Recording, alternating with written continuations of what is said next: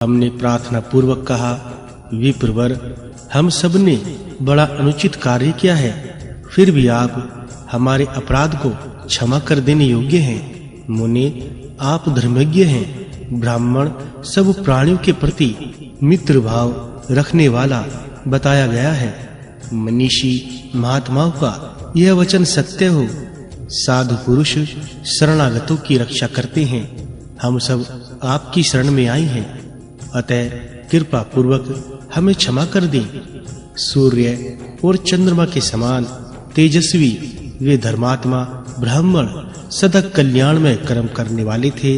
अप्सराओं की प्रार्थना करने पर उन्होंने उन पर कृपा की और इस प्रकार कहा, देवियों, यदि लोग अपने सिर पर खड़ी हुई मृत्यु को देख लें तो उन्हें भोजन भी ना रुचे, फिर पाप में प्रवृत्ति तो हो ही कैसे सकती है। अहो, सब रत्नों से बढ़कर अत्यंत दुर्लभ इस मनुष्य जन्म को पाकर स्त्रियों के मुंह में फंसे हुए कुछ नीच मनुष्य इसे तिनके के समान गंवा देते हैं। यह कितने आश्चर्य की बात है। हम पूछते हैं, तुम लोगों का जन्म किस लिए हुआ है अथवा उससे क्या लाभ है? अपने मन में विचार करके इसका उत्तर दो। हम स्त्रियों की निंदा नहीं करते, जिनसे सबका जन्म होता है। केवल उन पुरुषों की निंदा करते हैं जो स्त्रियों के प्रति मोहित है, मर्यादा का उल्लंघन करके उनके प्रति आसक्त है। ब्रह्म जी ने संसार की सृष्टि बढ़ाने के लिए स्त्री पुरुष के जोड़े का निर्माण किया है। अतः इसी भाव से स्त्री पुरुषों को मिथुन धर्म का पालन करना चाहिए। इसमें कोई दोष नहीं है, परंतु इतना ध्यान रखना चाहिए कि जो नारी अपने बंधु बांधवों द्वारा ब्राह्मण और अग्नि के समीप शास्त्रीय विधि से अपने को दी गई हो, उसी के साथ सदा गृहस्थ धर्म का पालन करना श्रेष्ठ माना गया है। इस प्रकार प्रयत्न पूर्वक शास्त्र मर्यादा के अनुकूल चलाया जाने वाला अपना गृहस्थ्य उत्तम तथा महान गुणकारक हो सकता है। जो गृहस्थी शास्त्र मर्यादा के अनुसार नहीं चलाई जाती, वह दोष का कारण भी हो सकती है। 5 मुखों वाले नगर में जिसके द्वारों पर 11 योद्धा पहरा देते हैं, जो पुरुष अपनी स्त्री और अनेक संतानों के साथ मौजूद है, वह अचेतन कैसे हो जाता है? स्त्री के साथ संयोग इसलिए किया जाता है कि उससे पुत्र उत्पन्न होकर पंचयज्ञ आदि कर्मों द्वारा संपूर्ण विश्व का उपकार कर सके। किंतु हाय हाय मूढ़ मनुष्य उस पवित्र संयोग को किसी और ही भाव से ग्रहण करते हैं। 6 धातुओं का सारभूत जो वीर्य है, उसे अपने समान वर्ण वाली स्त्री को छोड़कर अन्य किसी निंदित योनि में यदि कोई छोड़ता है तो उसके लिए यमराज ने ऐसा कहा है, पहले तो वह अन्न का द्रोही है, फिर आत्मा का द्रोही है, फिर पितरों का द्रोही है तथा अंत गोत्वा संपूर्ण विश्व का द्रोही है। ऐसा पुरुष अंत काल तक अंधकार पूर्ण नरक में पड़ा रहता है। देवता, पितर, ऋषि, मनुष्य, अतिथि तथा संपूर्ण भूत प्राणी मनुष्य के सहारे जीविका चलाते हैं। अतः प्रत्येक मनुष्य को उचित है कि वह इन 5 का उपकार करने के लिए सदा उद्यत रहें। जो मन, वाणी, जीवा, हाथ और कान को अपने वश में करके जितेंद्रिय हो गया है, उसे हंस तीर्थ कहते हैं।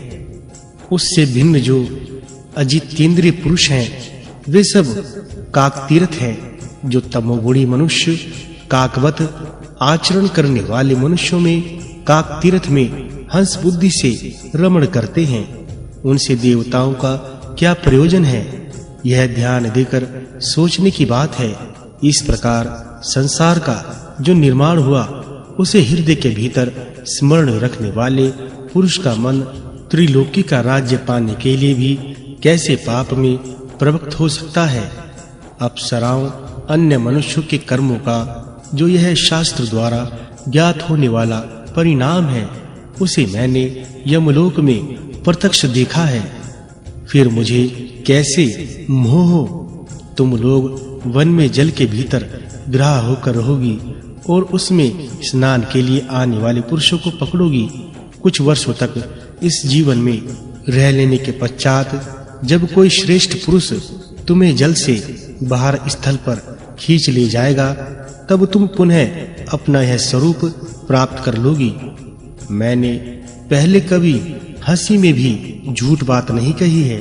जैसे निंदित पेय पदार्थों को पीने अथवा अशुद्ध वस्तु के छूने की शुद्धि प्रायश्चित से होती है, उसी प्रकार इस शाप को भोग लेने से ही तुम्हारी उत्तम शुद्धि हो सकती है। स्त्री बोली, तदंतर उन ब्राह्मण देवता को प्रणाम करके हमने उनकी परिक्रमा की और उस स्थान से दूर हटकर अत्यंत दुखित हो हम बड़ी चिंता में पड़ गई। सोचने लगी किस उपाय से थोड़े ही समय में हम सब उस मनुष्य के समीप जा सकती हैं जो पुनः हमें अपने स्वरूप की प्राप्ति करा देगा। 2 घड़ी तक इस प्रकार चिंता करने के पश्चात हम बड़भागिनी स्त्रियों ने वह स्वतः आए हुए देवर्षि नारद को देखा। तब उन्हें प्रणाम करके उदास मुख से हम लोग खड़ी हो गई। नारद जी ने हमारे दुख का कारण पूछा। उनके पूछने पर हमने सब वृत्तांत जो का त्यों कह सुनाया। सुनकर वे इस प्रकार बोले, दक्षिण में समुद्र के किनारे जो पवित्र और सुंदर 5 तीर्थ है, वहीं तुम सब लोग शीघ्र चली जाओ। वहां शुद्ध चित्त वाले नरश्रेष्ठ पांडु नंदन अर्जुन तुम सबको इस दुख से छुटकारा दिलाएंगे। वीरवर देवर्षि नारद जी की यह बात सुनकर हम सब सखियां यह आ गई थी। अब तुम उनकी बात सत्य करने योग्य हो। तुम्हारे जैसे साधु पुरुषों का जन्म दीन दुखियों की भलाई करने के लिए ही होता है। वार्चा की यह बात सुनकर पांडु कुमार अर्जुन ने बारी-बारी से सब तीर्थों में स्नान किया और ग्रह बनी हुई सब अप्सराओं का कृपा पूर्वक उद्धार कर दिया। तदंतर वे सब अप्सराएं वीर अर्जुन को प्रणाम कर तथा उन्हें अनेकानेक आशीर्वाद देकर आकाश में उड़ गई। सारस्वत, कात्ययन, संवाद, दान और त्याग की महिमा। उग्र शर्वा मुनि बोले, तदंतर अर्जुन ने ब्राह्मणों से घिरे हुए देव पूजित नारद जी के समीप जाकर सबको पृथक-पृथक प्रणाम किया। तब नारद जी ने उनसे कहा, धनंजय, तुम्हें शत्रु पर विजय प्राप्त हो। तुम्हारी बुद्धि धर्म, देवता और ब्राह्मणों की सेवा में लगे। फिर 12 वर्ष की यह लंबी यात्रा करते समय तुम्हें कोई कष्ट तो नहीं हुआ। जिसके हाथ पैर और मन भली-भांति संयम में हो तथा जिसकी सभी क्रियाएं निर्विकार भाव से संपन्न होती हो, वही तीर्थ का पूरा फल प्राप्त करता है। यह बात तुम्हें अपने हृदय में धारण करनी चाहिए। तात, हम तुमसे क्या कहें। धर्मराज युधिष्ठिर जिसके भाई और भगवान श्री कृष्ण जिसके मित्र हैं, उसे कोई क्या शिक्षा दे सकता है। तथापि यह उचित है कि ब्राह्मणों द्वारा मनुष्य को शिक्षा मिले। भगवान विष्णु ने हमें धर्म गुरु के पद पर स्थापित किया है। ब्राह्मणों के प्रति श्री हरि ने जो उद्गार प्रकट किया है, उसे सुनो। जिसके सुधा के समान निर्मल यश को सुनना, उसमें गोते लगाना चंडाल पर्यंत संपूर्ण जगत को तत्काल पवित्र कर देता है। वह मैं विष्णु जो वैकुंठ नाम से प्रसिद्ध हूँ, मुझे यह परम पवित्र कीर्ति आप जैसे उत्तम ब्राह्मणों से ही प्राप्त हुई है। अतः यदि मेरी यह बाह भी आप लोगों के प्रतिकूल चले तो मैं इसे काट डालूंगा। फिर औरों की तो बात ही क्या। कुंती नंदन, मैं तुम्हें कुछ प्रिय समाचार सुनाता हूँ। तुम जिनकी कुशल चाहते हो, वे यदुवंशी और पांडव सब कुशल से हैं। इस समय राजा धृतराष्ट्र की आज्ञा से भीमसेन ने राजा वीरवर को मार डाला है, जो कौरवों को सदा संताप पहुंचाता था। जैसे पहले राजा बलि अत्यंत बलवान और अजय थे, उसी प्रकार राजा वीरवर्मा भी समस्त राजाओं के लिए अजय हो गया था। नारद की यह कही हुई ये सब बातें सुनकर अर्जुन को बड़ी प्रसन्नता हुई। वे बोले, मुने, जो ब्राह्मणों की इच्छा के अनुसार चलते और ब्राह्मणों का सदा समादर करते हैं, वे अकुशली कैसे हो सकते हैं? मैं सदा संयम नियम से रहकर तीर्थों में विचरता हुआ इस तीर्थ में आया हूँ। इससे मेरे हृदय में बड़ा आनंद है। तीर्थों का दर्शन धन्य है। उनमें स्नान करने का महत्व दर्शन से भी अधिक है तथा उनके महात्म्य को सुनना दर्शन और स्नान से भी बढ़कर है। ऐसा और वो मुनि का कथन है। अतः मैं इस तीर्थ के गुणों का वर्णन सुनना चाहता हूँ। नारद जी ने कहा, कुंती नंदन, तुम स्वयं गुणी हो, इसलिए गुणों को पूछते हो। यह तुम्हारे लिए सर्वथा उचित ही है। गुणी पुरुषों में ही धर्म से उत्पन्न होने वाले गुणों को सुनने की इच्छा होनी संभव है। साधु पुरुषों की आयु प्रतिदिन धर्म की बातें सुनने तथा धर्म और ईश्वर के कीर्तन करने में ही बीतती है, परंतु पापात्मा पुरुषों की आयु सदा बुरी चर्चाएं करने में ही व्यर्थ नष्ट होती है। इसलिए मैं इस तीर्थ के जो बहुत से गुण हैं उनका वर्णन करूंगा। अर्जुन, पहले की बात है, मैं कपिल जी के पीछे पीछे तीनों लोकों में विचरता हुआ एक दिन ब्रह्मलोक में गया। वहां मैंने लोक पितामह ब्रह्म जी का दर्शन किया और उन्हें प्रणाम करके कपिल देव जी के साथ प्रसन्नता पूर्वक बैठा। ब्रह्मा जी ने स्नेहपूर्ण दृष्टि से मेरी ओर देखकर ही मानो मेरा स्वागत किया था। इसी समय वहां कुछ ब्राह्मण पधारे जो सदा जगत स्थिति देखने के लिए लोकहित के उद्देश्य से भ्रमण करते रहते थे।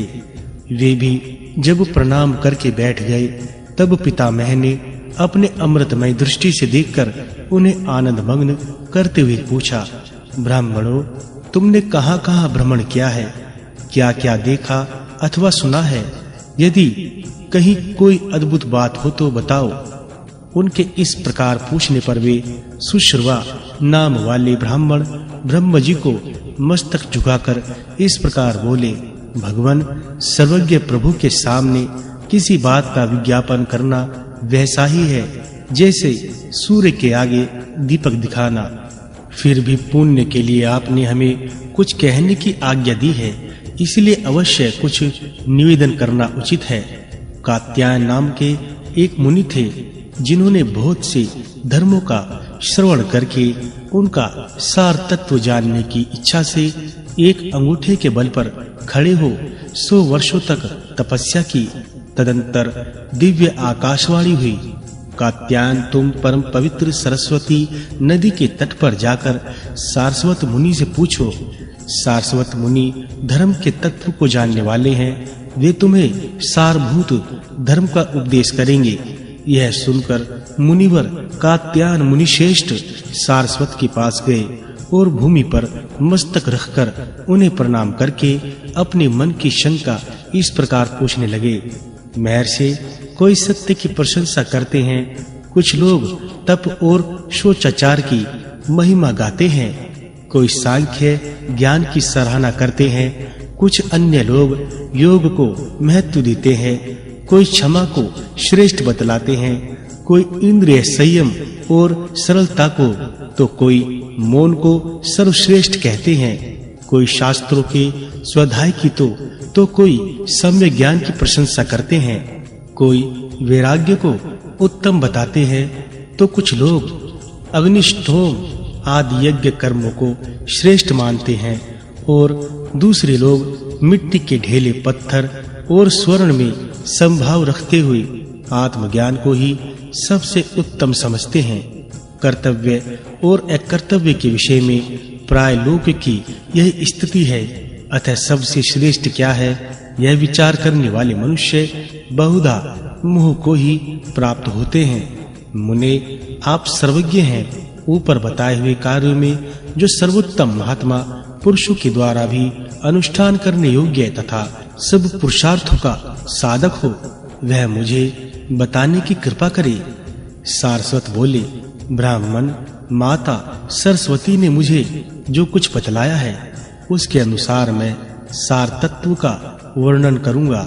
सुनो, यह संपूर्ण जगत छाया की भांति उत्पत्ति और विनाश रूप धर्म से युक्त है। धन यौवन और भोग जल में प्रतिबिंबित चंद्रमा की भांति चंचल है। यह जानकर और इस पर भली भांति विचार करके भगवान शंकर की शरण में जाना चाहिए और दान भी करना चाहिए। किसी भी मनुष्य को कदापि पाप नहीं करना चाहिए, यह वेद की आज्ञा है। श्रुति यह भी कहती है कि महादेव जी का भक्त जन्म और मृत्यु के बंधन में नहीं पड़ता। पूर्व काल में सावर्णी मुनि ने जो 2 गाथाएं गान की है उन्हें सुनो। भगवान धर्म का नाम वृष है, वे ही जिनके वाहन है। उन महादेव जी की यदि पूजा की जाती है तो वही सबसे महान धर्म कहा गया है, जिसमें दुख रूपी भंवर उठता है, अज्ञानमय प्रभा बहता रहता है। धर्म और अधर्म ही जिसके जल हैं, जो क्रोध रूपी कीचड़ से युक्त है, जिसमें मद रूपी ग्रह निवास करता है, जहाँ लोभ रूपी बुलबुले उठते रहते हैं। अभिमान ही जिसकी पाताल तक पहुँचने वाली गहराई है। सत्व गुण रूपी जहाज जिसकी शोभा बढ़ाता है।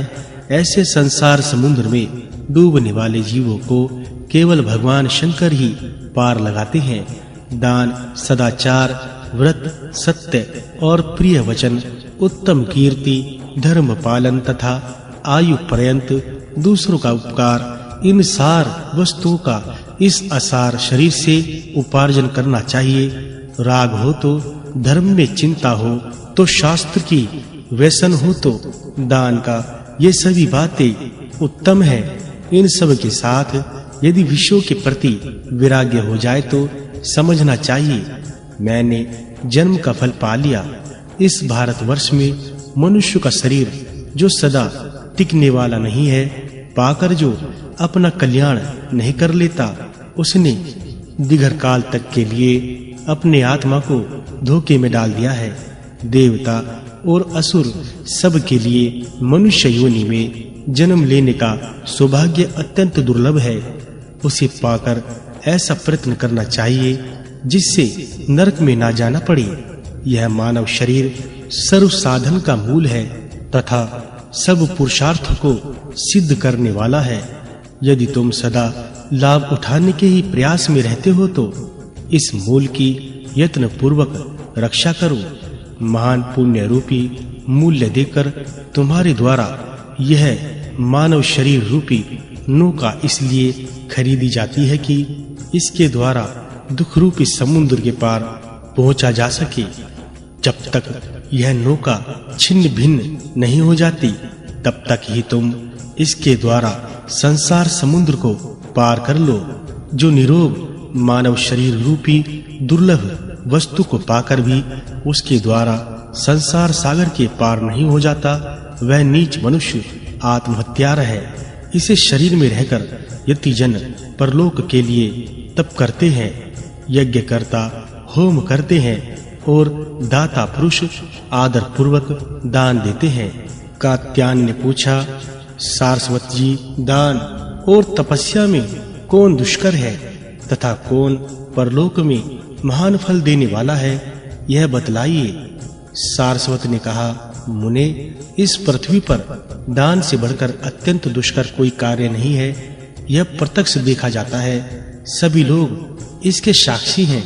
मनुष्य धन के लिए महान लोभ होने के कारण अपने प्यारे प्राणों का भी मोह छोड़कर महाभयंकर समुद्र, जंगल और पहाड़ों में प्रवेश कर जाते हैं। दूसरे लोग धन के ही लोभ से सेवा जैसी निंदित वृत्ति का आश्रय लेते हैं, जिसे कुत्ते की वृत्ति के समान त्याज्य माना गया है। कुछ लोग खेती की वृत्ति अपनाते हैं, जिसमें प्राय जीवों की हिंसा होती है और स्वयं भी बहुत कलेश उठाने पड़ते हैं। इस प्रकार जो बड़े दुख से उपार्जन किया गया, सैकड़ों आयास प्रयास से प्राप्त किया गया, प्राणों से भी अधिक प्रिय है, उस धन का त्याग अत्यंत दुष्कर है। मनुष्य अपने हाथ से उठाकर जो धन दूसरों को देता है अथवा जिसे वह खा पीकर भोग लेता है, वही धन वास्तव में उस धनी का है। मरे हुए मनुष्य के धन से दूसरे लोग तो मौज करते हैं। जो प्रतिदिन अपने पास आकर याचना करते, मैं उसे गुरु मानता हूँ, क्योंकि वह नित्य प्रति दर्पण की भांति मेरे चित्त का मार्जन करके इसे स्वेच्छा बनाता है।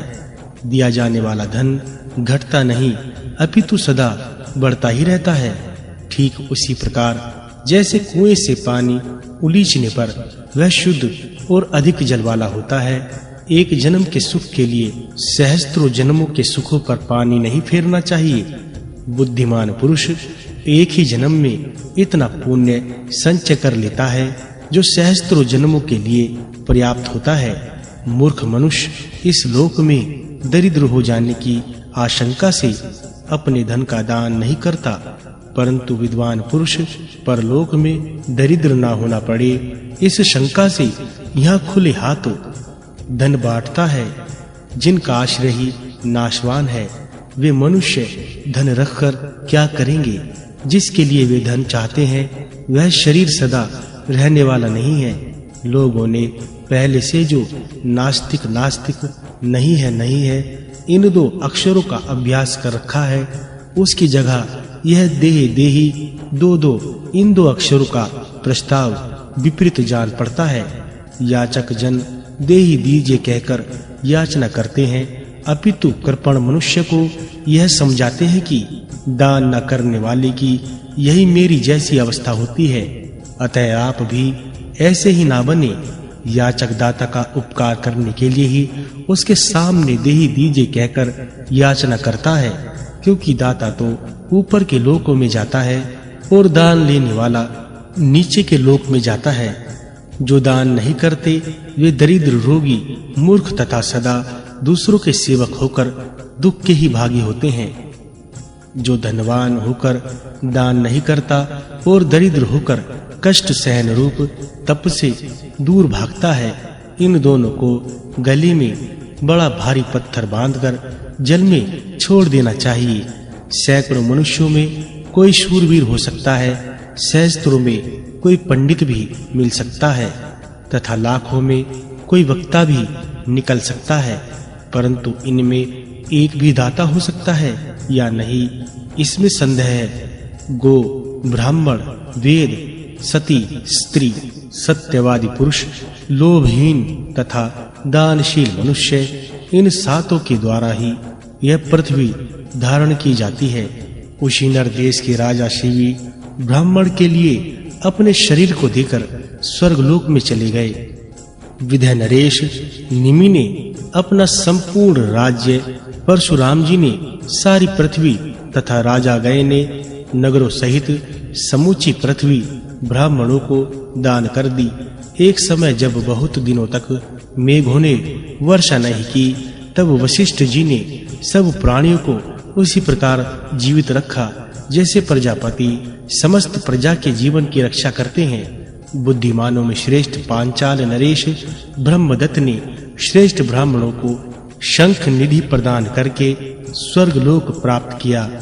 ये तथा और भी बहुत से राज ऋषि जो शांत चित्त और जितेंद्रिय थे, दान तथा शिव भक्ति के प्रभाव से रुद्रलोक में गए। जब तक यह पृथ्वी टिकी रहेगी, तब तक इन सब की कीर्ति स्थिर है। ऐसा विचार करके तुम सारभूत धर्म के अभिलाषी होकर भगवान शंकर की प्रसन्नता के लिए सदा दान करते रहो। यह उपदेश सुनकर कात्यायन भी मोह त्याग कर वैसे ही हो गए। नारद जी के द्वारा धर्म वर्मा के दान संबंधित जटिल प्रश्नों का समाधान। नारद जी बोले, वीर श्रेष्ठ अर्जुन, इस प्रकार पृथ्वी पर जो पवित्र तीर्थ स्थान है, उन सब का दर्शन करते हुए मैं समूची पृथ्वी पर घुमाता भृगु के आश्रम पर पहुंचा, जहाँ श्रेष्ठ एवं पवित्र नर्मदा नदी बहती है, जिसका स्मरण 7 कल्पों तक पुण्य फल देने वाला होता है। नर्मदा महान पुण्य प्रदान करने वाली है। पवित्र सर्व तीर्थमयी तथा कल्याणकारिणी है। वह अपने नामों का कीर्तन मात्र करने से पवित्र कर देती है। दर्शन करने पर तो वह विशेष पुण्यदायिनी होती है। कुंती नंदन नर्मदा में स्नान करने पर जीव सब पापों से मुक्त हो जाता है। जैसे पिंगला नाम वाली नाड़ी शरीर के मध्य भाग में स्थित है, इसी प्रकार यह नर्मदा ब्राह्मण रूपी तथा शरीर के उसी स्थान मध्य भाग में स्थित बताई गई है। वहाँ नर्मदा में सब पापों का नाश करने वाला शुक्ल तीर्थ है, जहाँ स्नान करने मात्र से ब्रह्महत्या नष्ट हो जाती है। अर्जुन, उस शुक्ल तीर्थ के समीप नर्मदा के उत्तर तट पर भृगु मुनि का आश्रम मंडल है, जिसमें तीनों वेदों के विद्वान ब्राह्मण रहकर सब ओर से उसकी शोभा बढ़ाते हैं। रंग वेद, अजुर्वेद और साम वेद के मंत्रों के उच्च घोष से वहाँ की संपूर्ण दिशाएं गूंजती रहती हैं। मुनि श्रेष्ठ भृगु जहाँ विराजमान थे, उस स्थान पर भी मैं गया। मुझे आते देख भृगु आदि सब ब्राह्मणों ने उठकर मेरा स्वागत किया। भली भांति स्वागत करके मुझे अर्घपाद आदि निवेदन करवे सब मुनीश्वर मेरे और भृगु जी के साथ आसनों पर बैठे। फिर यह जानकर कि मैंने पूर्ण विश्राम कर लिया, मुझसे भृगु जी ने इस प्रकार पूछा, मुनि श्रेष्ठ, आपको कहाँ जाना है और कहाँ से आप यहाँ पधारे हैं? तब मैंने भृगु जी से कहा, महर्षि, मैंने समुद्र पर्यंत संपूर्ण पृथ्वी पर भ्रमण किया है। मेरी यात्रा का उद्देश्य था ब्राह्मणों को भूमि दान करने के लिए उत्तम भूमि की खोज करना। मैं पग पग पर ऐसी भूमि का अनुसंधान करता था जो सर्वथा निर्दोष पवित्र तीर्थों से युक्त, रमणीय और मनोरम हो, किंतु किसी प्रकार ऐसी भूमि मुझे नहीं दिखाई देती। भृगु जी बोले, देवर्षि, मैंने भी ब्राह्मणों को बसाने के लिए पूर्व काल में समुद्र पर्यंत सारी पृथ्वी पर भ्रमण किया था। उस समय मैंने शुभ पुण्य भूमि का दर्शन किया है। मही नाम से प्रसिद्ध एक परम पवित्र नदी है, जो सर्व तीर्थमयी होने के साथ ही परम कल्याणकारिणी है। वह देखने में मनोरम, सौम्य तथा महापापों का विनाश करने वाली है। नारद पृथ्वी पर जो देखे हुए और बिना देखे हुए तीर्थ हैं, वे सब मही नदी के जल में निवास करते हैं।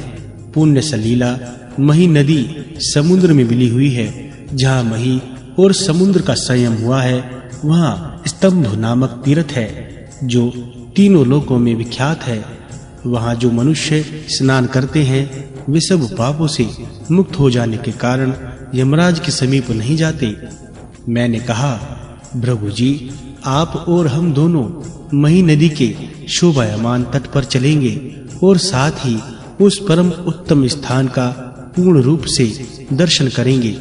मेरी बात सुनकर भृगु जी मेरे साथ परम पुण्यमय मही तट का दर्शन करने के लिए आए। उसे देखकर मैं बहुत प्रसन्न हुआ।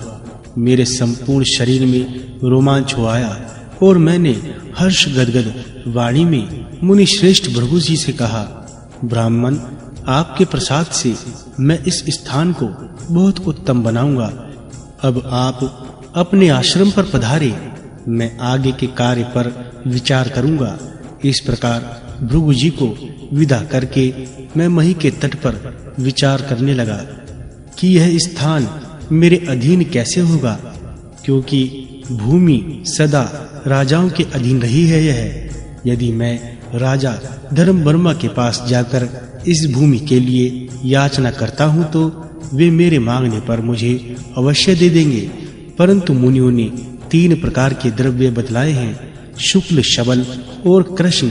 इनमें शुक्ल सबसे उत्तम है, शबल मध्यम श्रेणी का है और कृष्ण अधम कहलाता है। वेदों को पढ़ाकर शिष्यों से दक्षिणा रूप में जो धन प्राप्त होता है, वह शुक्ल कहा गया है। कन्या से तथा सूद, व्यापार, खेती और याचना से मिला हुआ धन शबल कहलाता है। जुआ, चोरी, दुस्साहपूर्ण कार्य तथा छल से कमाया हुआ धन कृष्ण कहा गया है। ये शुक्ल, शबल और कृष्ण द्रव्य क्रमशः सात्विक, राजस और तामस माने गए हैं। जो मनुष्य किसी उत्तम तीर्थ और पात्र को पाकर शुक्ल धन के द्वारा श्रद्धा पूर्वक धर्म का अनुष्ठान करता, वह